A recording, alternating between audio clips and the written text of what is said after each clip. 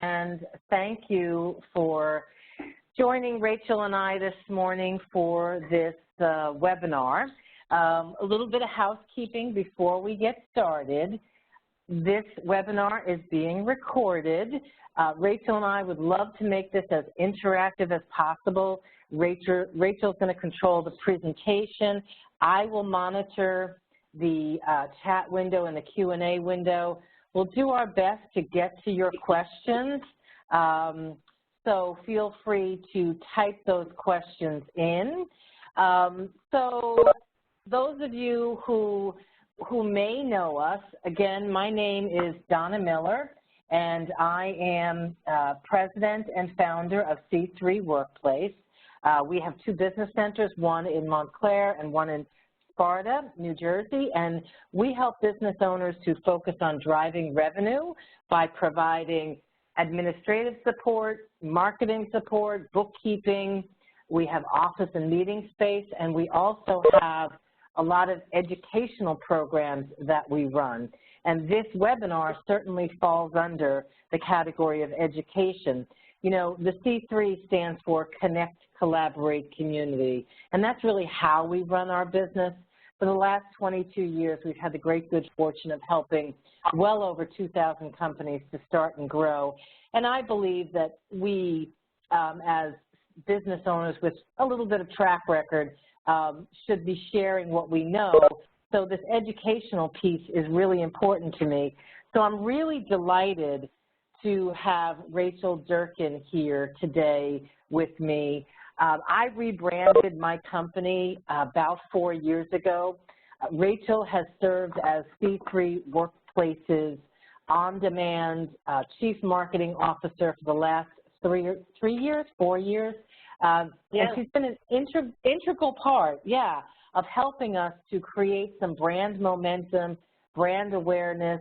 And so I'm thrilled to be spending 30 minutes with you today, fire hose kind of rapid fire information, where Rachel is going to talk to us a little bit about these 4 pillars of marketing. I'm going to hand it to Rachel for a minute, and she can introduce herself and then take us through the program. But here's what I know. Business owners have to wear many different hats. It's not easy being a business owner. And I think that today versus 10 years ago, especially in the arena of marketing, there are so many options that it gets really easy to try and do too much. And we teach a program at C3 called the Earn More program. I'll tell you more about that later. But the common fiber of that program is helping business owners to actually do less better to completion. We find that yields better results. So thrilled to have you here, Rachel. So please tell our audience about yourself, and then let's get right into talking about the 4 pillars of marketing. Sure. So just quickly, as Donna said, we've been working together for several years, which has been a great experience for both of us. My company, Paradigm Marketing and Design, provides strategic marketing services, tactical support, to small to mid-sized business owners and solopreneurs, as well as graphic design and web design services. So we're actually an award-winning company. We've won several awards for our marketing work as well as our web and graphic design work. Don and I are both authors in a book called Breakthrough Results, so you can always pick that up. We also have a free download of that on our website if that's something that you're interested in. And my background is primarily in marketing. I worked in marketing for several years. I have an MBA and a marketing master's degree, and then I went back to school for web and graphic design. So I've built my company with the foundation of comprehensive wraparound services and making sure that everything that is done purposefully and complements your other marketing initiatives. So we're going to talk a lot about that today. So I'm going to just jump right into it. I found this interesting article with Forbes Magazine, and it outlined the 5 reasons 8 out of 10 businesses fail. And the 3 reasons are directly related to having a poor marketing strategy in place. So not being in touch with your consumers, no differentiation in the marketplace, and a failure to communicate your value propositions in a clear, concise way. And we're going to go over how to avoid that today quickly.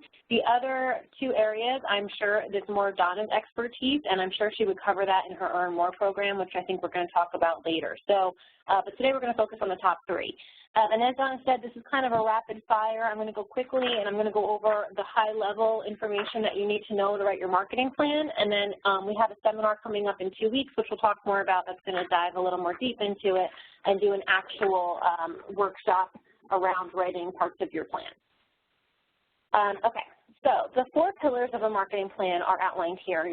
The first is identifying client DNA, your messaging strategy, which talks about your value proposition, creating your communication outlets. So once we know who our target audience is and we figure out what we need to say to them, we need to figure out how we're going to say it so that they're going to hear it and it's going to resonate. And then fourth is your branding strategy, which is critical, and we'll talk about a little more about that in a little bit. So first, understanding your client DNA. I have a ton of clients that, actually everyone I talk to thinks they know what their customer is looking for. And at the end of the day, you have to remember that you're an expert in your own industry, and the consumer, no matter who they are, is ignorant to what you do for the most part. So when you're when you're trying to understand what your consumer is looking for, it's really important to ask them, and it's that simple. So when we're doing our market research processes, we do a couple of things, and one of that includes customer interviews. So if I have a new client, we will sit down with their current clients, their prospective clients, past clients, vendors, anyone we can get our hands on, and we like to have on the phone anonymous interviews with those people.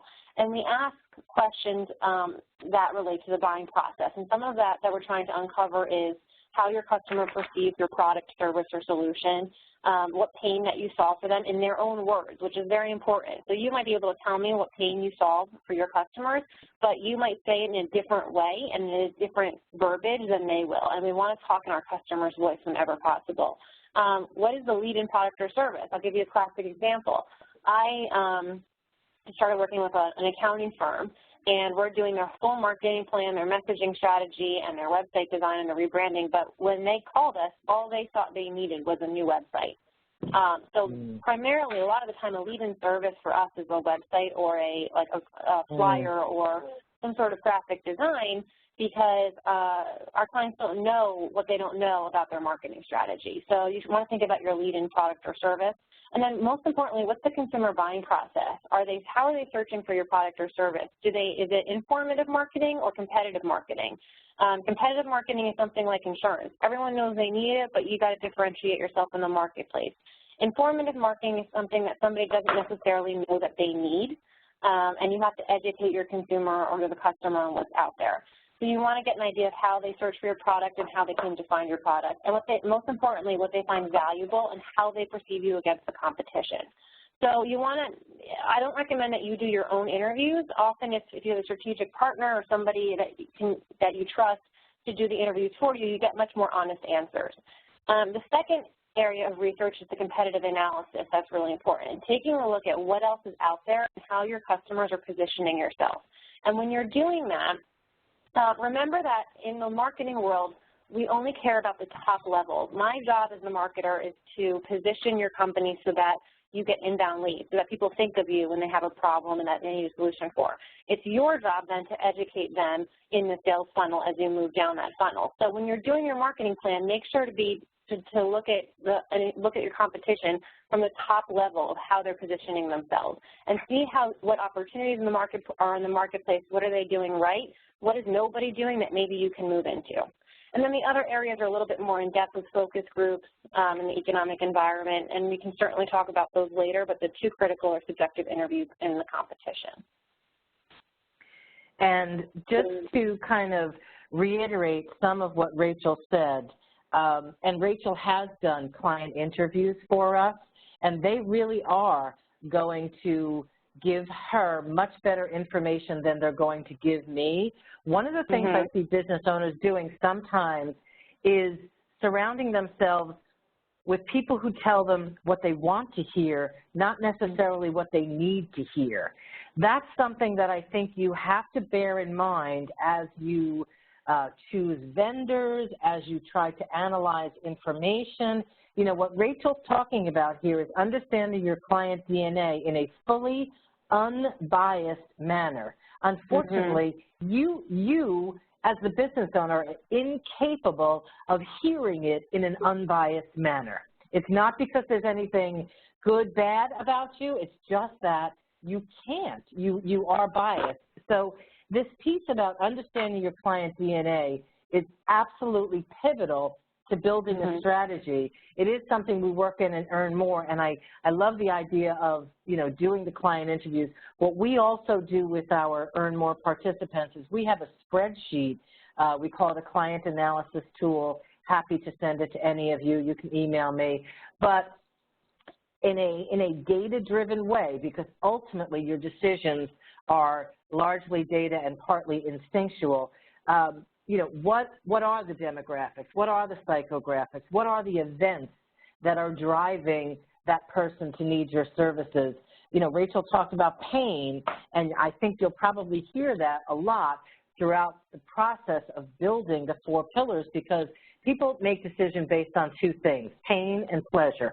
And unfortunately, the thing that makes them move the most often is pain. So very important to understanding the client DNA. Yeah, which leads to your next slide. Right. The next slide.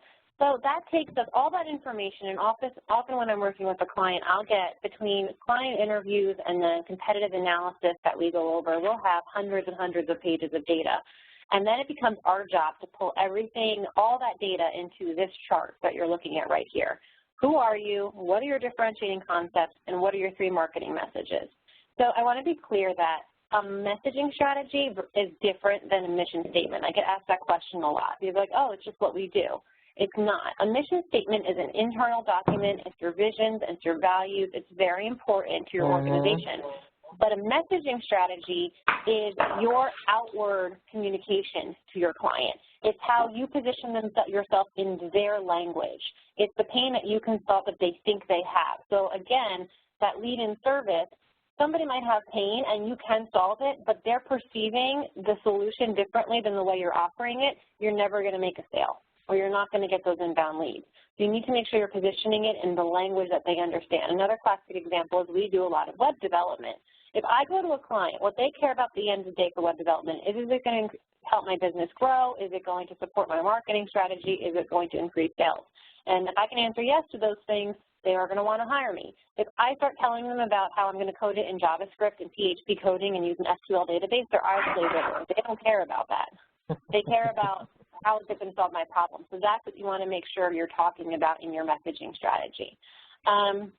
You also want to talk about if it resonates, and that's just what we talked about. Is it something that they can understand and that they care about? And I always say this becomes your messaging Bible. This is everything. So these value propositions, and it can be more than 3, sometimes I do 5, depending on the complexity of the organization, but these differentiators, these value propositions, every communication outlet you do, every webinar you do, every time you shake a client's hand, everything on your website needs to reinforce this statement. And if it doesn't, throw it out and don't talk about it anymore. And when you're sick of talking about it, 3 years from now, it's finally starting to work, and that's when people are paying attention. Because, and let me give you an example. If I have a testimonial on my site that supports something in our messaging strategy about what we say about ourselves, then that is a valuable testimonial. So you want to make, so case studies, testimonials, resources, all of that is material that's reinforcing your messaging strategy, and that's okay. I just want to make sure that you're always thinking about bringing whatever you're doing is coming back and meeting your messaging strategy's goals. If you want to learn more about messaging and perception, I'm just going to put a plug here. If you go to our website, there's a download on our homepage and on our resources page, and you can download the chapter that I wrote in Breakthrough Results for free. You just have to give us your email address. Okay. So excellent. The touch process. I'm going to actually jump ahead one slide and then come back to this. So this is an example, and it's blurry for a reason, but because it's a different client's document. But this is an example of a communication calendar, and this is part of the communications plan we put together. And what it's doing is it's outlining all of the different ways that you should be reaching out or connecting with your target audience on a monthly basis. So when we're doing a plan, we often do the full plan, then a 12-month calendar, and then a monthly calendar to really dig down into content and what's happening. But the reason I want to show you this is because everything works in a touch process. I'm going to go back for a second. On average, it takes 7 to 9 touches to reach our target audience. And a touch does not have to be buy my product, buy my product, buy my product. A touch can be sign up for our social, if you're following us on social media and we drive you to sign up for our newsletter, and then from our newsletter we're driving you to go to an event or a webinar, and then from our webinar we're driving you to a consult, to a sale. So it's all about driving users to the next touch. Consumers are not ready to trust you, especially if you're a service industry, immediately. A good example of this is I just had an accounting firm that we work with call me up and say, we need you to do a web ad. We're doing a, we got a placement for on a doctor's website. We want doctors to come to us for succession planning. And they wanted me to just do a quick ad, on the side of the website where they would say, call us today for a free consult. That's likely not going to work. You're going to get a ton of conversion, you might get some clicks, you might get some impressions, but it's unlikely you're going to get a high conversion rate from that. However, my recommendation to them was, why don't you write, the 6 steps to business succession planning or something along those lines, an easy downloadable document that's providing them with the information that they need and advertising that. Because what it's doing is that by them clicking on that ad and then going and downloading the document and you getting their email, then you can create a systems of communication with them. You can email them, you can reach out to them, you can stay connected to them without trying to do the sale immediately, and you're building trust with the customer over time because not everyone's ready to buy and trust you immediately. So you really want to put together your touch process and make sure that it's ongoing. The other important thing with that is to make sure that every single touch, coming back to that messaging Bible I called it, every single touch needs to reinforce your messaging strategy every single time. So if you are varying from your messaging strategy or you're talking about something different or you're one salesperson is saying something about your company and another salesperson saying something different, you're actually hurting the brand because you're confusing the consumer. So you want to say the exact same thing about yourself every single time you go out to market with any part of the touch process. Absolutely. And, at the beginning of that, Rachel, you talked about these touch points not being about selling, and they really are not. I think that a lot of the companies that we deal with are in the B2B arena, whether they're a professional service firm or a creative firm. But the reality is we need to position ourselves as thought leaders. So there's so much content out there for free that you'd be silly to sell when you have the opportunity to position yourself as a thought leader, creating those touch points, because at the end of the day, we know people do business with people they know, like, and trust. Our job through the marketing process and the touch points is to get them from know, like, trust to know, like, trust, try. And when I look at this spreadsheet, I imagine some of you are just kind of, your eyes are rolling back in your head, but it's actually simple. And as Rachel talked about initially, it's purposely and strategically layering things on top of each other. Simple doesn't necessarily mean easy, but strategy makes execution much more effective. Yeah, and it's funny because I don't know if you remember this, Donna, but like 3 years ago I did a document like this for Donna, and she called me up and she said, if you want me to do this, I'm going to have $1 million budget and double my staff or something like that. And you were not happy. I got to say, every single person I present a communications plan to leaves angry at me. Every single one, because they feel overwhelmed. So it's that telling people what they need to hear, not what they want to hear. Yes. They're always mad at me, but I always preface it with this. We actually just wrote our own today, and I'm rewriting our own yesterday, and I was getting stressed out. And here's what I tell everyone. It is important for your strategy to outline every possible opportunity that you can execute, whether or not you can afford it right now or you have the bandwidth to do it, because that gives you future goals and things to work towards. And then you look at it and you say, okay, what's feasible? I think with my bandwidth, with the amount of people I have on my team, and with the money that I have, this is what I can execute feasibly and do well. And then over time, you try to add one more thing, and then one more thing after that. And then eventually you're where you want to be. But I was looking at our plan that we wrote yesterday, and I was like, there's no way I'm doing all of this, but I can start here. So it's really important that you try to plan ahead for, you know, if you were Coca-Cola and you had an unlimited budget, this is what you were going to do. But then go back and say, okay, here's what I can execute. So, and that also helps you with your long-term vision, which, as Donna will talk about in her more, I'm sure is going to help you grow your business where you want it to be. Okay. So now we're on the fourth pillar, which is your brand strategy. So you might say, well, why do you have a cash offer RD? Well, branding is critical to the way somebody perceives your business. And I'm going to jump ahead in a second and talk about website and how important that is. But if you are, let's say now you're talking the talk, you've got your message down, you're going to market, you're shaking hands, you're handing out business cards, your website is always your first or second touch to your audience or your brand materials or your business cards. And if it is not reinforcing your message in a visual way, you're going to lose that sale. Because remember I said that every touch along the process is going to contribute to the sale. And if you're stopping them at touch 1 or 2 by looking at your materials, you're not helping your strategy in any way. So I just want to give you an example of how important branding is. So here's some studies. 7-Up did a study, and they found that if you add 15% more yellow than green to a 7-Up package, people reported that it had more of a lemon than lime flavor, even if the drink was untouched. So the color influenced their taste buds.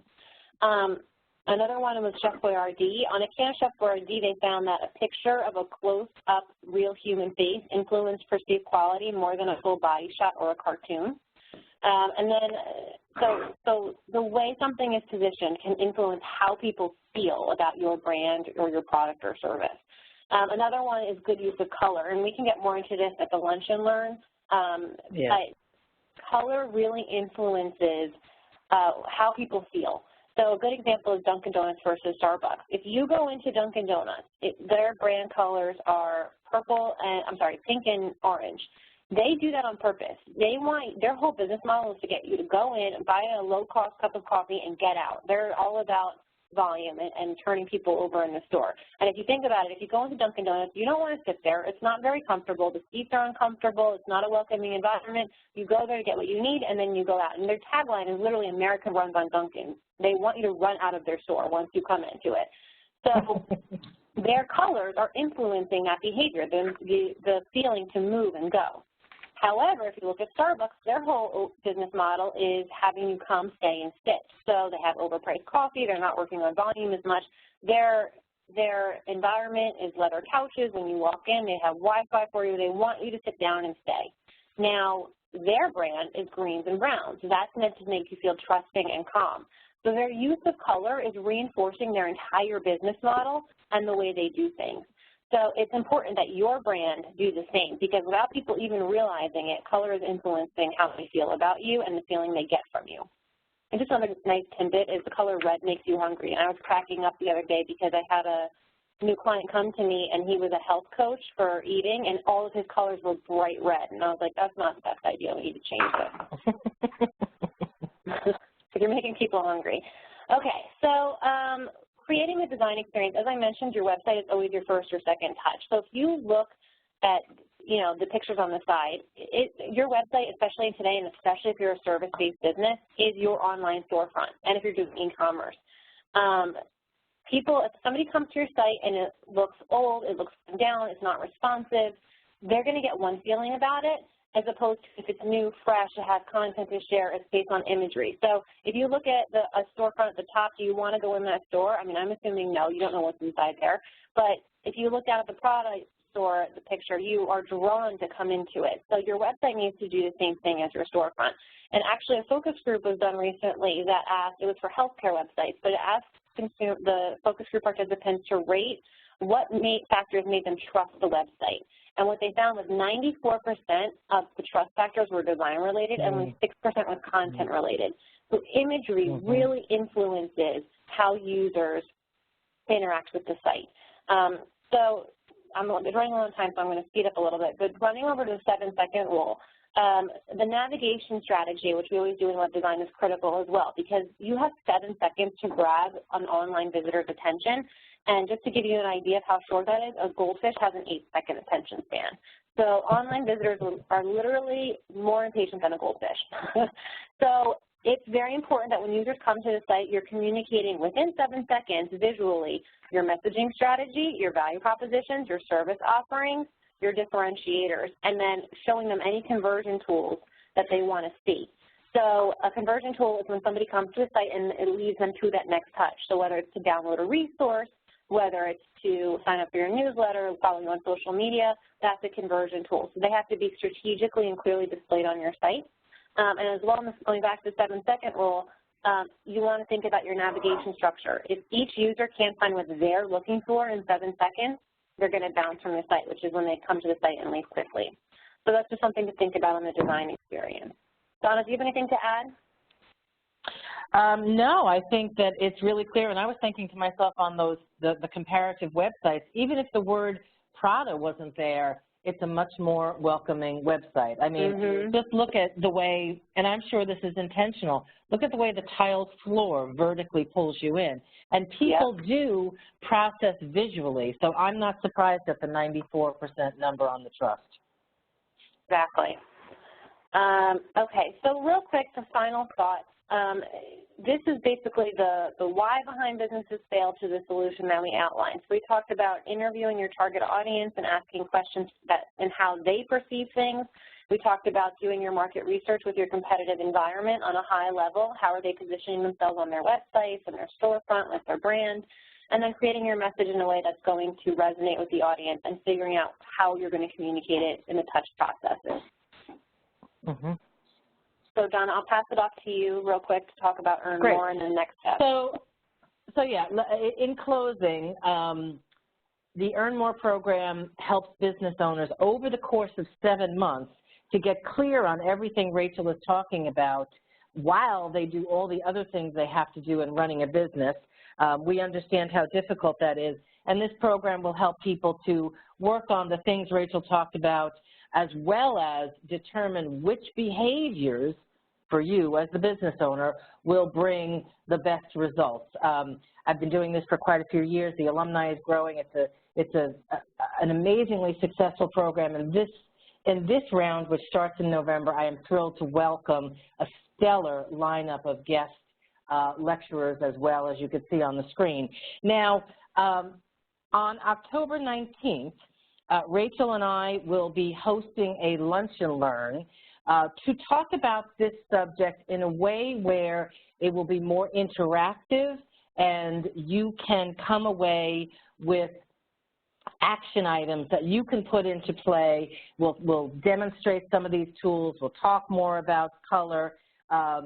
If you email me after this webinar, I will comp the first 3 people that email me for that lunch and learn. Again, it's on October 19th. If we weren't able to get to questions that you had, you can either join us for the lunch and learn, or Rachel just put our contact information up on the screen. I just want to say that marketing is something we all need to do. I saw a speaker not too long ago that said, if you run an accounting firm, in order to be really successful, you have to be a marketer with an accounting firm. That comes naturally to some people, but it does not to others. So Rachel is an amazing resource for helping you to get clear on what that strategy should be, and Rachel and I often work together on both strategy and execution, and I can honestly say I absolutely consider the work that Rachel has done in helping us build the C3 brand as one of our success factors. So we hope that you will join us on October 19th. We hope that you will also, I'd be happy to talk to you more about the Earn More program. Rachel, final thoughts before we sign off? No, I think that I just want to reiterate that we're going to get a little bit deeper on this lunch and learn with maybe outlining our messaging strategy together, taking our first shot at it, and talking a little bit more about the communication outlets. So it's definitely a good opportunity for anybody who's trying to work on this and strategize their marketing plan. Right, and if you go to c3workplace.com, you'll see the event page. You can register right online. If you'd like one of those complimentary seats, just email me at Donna@c3workplace.com. The time goes by so quickly on these webinars. Thank you, Rachel. That was really informative, and I know our audience got a lot of information, maybe so much that they need to join us on the 19th. We wish all of you a successful day, and until next time, my thanks for joining us.